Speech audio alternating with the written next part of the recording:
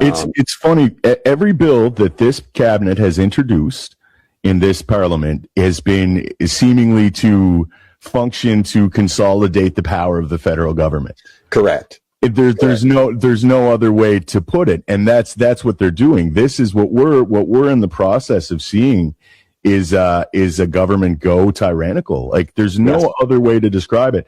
And the sensational nature when you start talking about the 2030 agendas and all of these globalist Davos and Brussels and all of the technocratic agenda stuff, which is quite evident, you start to lose the normies, so to speak. But I mean, at this point, if you're not aware that there's some externalities that are affecting our political discourse, you're not paranoid for noticing it. You're actually naive for not noticing it. Well, we've shifted. Yeah, the mainstream media since 2018 has gotten $1 billion from the Liberal government.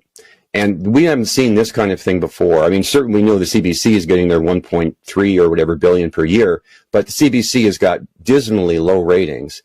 But we're talking like Global TV, CTV, Globe and Mail, the Toronto Star, and some of the major newspapers across the country, radio stations. They're getting lots of money from the federal government, and that you cannot have an independent media if they're getting direct grants from the government, and that's why most Canadians are completely unaware. I mean, if they're getting their news, which most of them are from mainstream television. Since 2019, they repealed a law from 1959 that says you can't lie to the people. So since 2019, and we saw all through COVID, all kinds of absolute lying by the government. So that's why people are unaware of all these UN agendas and all this destruction of the economy on purpose to, they want this universal basic income. If you make it so middle-class people have trouble feeding their families, that's the actual, point at which people will go, resist. So that's the point when they want to just take them to that point, and which they're doing by all this wasteful spending from $50 billion on EV plants that are owned by other corporations that fail and don't produce one battery. That's $50 billion. That's almost double a budget for the year as of a few years ago, the budget.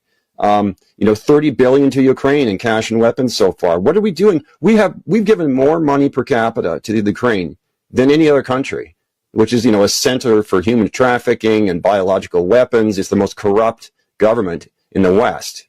Well, it's like you said. It's like you were referencing. They have their propaganda arm, which is these corporate press swill merchants. They're state subsidized, and a lot of the electorate doesn't realize, like the functional premise.